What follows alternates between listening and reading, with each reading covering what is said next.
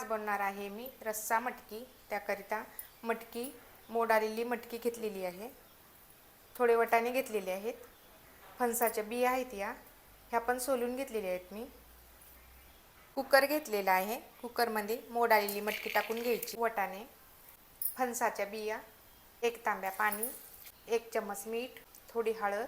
कुकरला झाकण लावायचं। गॅस ऑन करायचा। गॅसवरती कुकर ठेवायचं।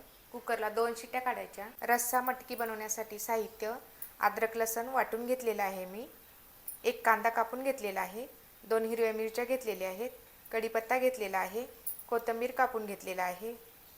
बघा, कुकरला 2 शिट्या झालेल्या आहेत। बघू शकता मटकी छान शिजलेली आहे।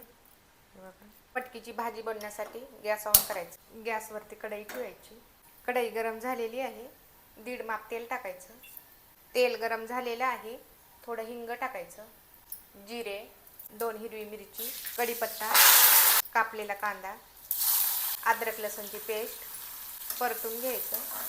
2 कोकम, 1 चम्मच लाल तिखट, 1 चम्मच कांदा लसूण मसाला, 1 चम्मच काळा मसाला परतून घ्यायचं।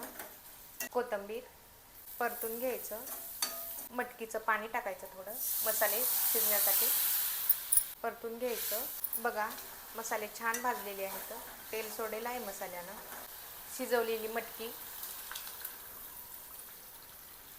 परतून घ्यायचं। बघा, मटकीची भाजी बनवून तयार झालेली आहे। असेच व्हिडिओ पाहण्यासाठी माझ्या चॅनलला सबस्क्राईब करा, व्हिडिओला लाईक करा आणि कमेंट करून सांगा मटकीची भाजी कशी झाली ते।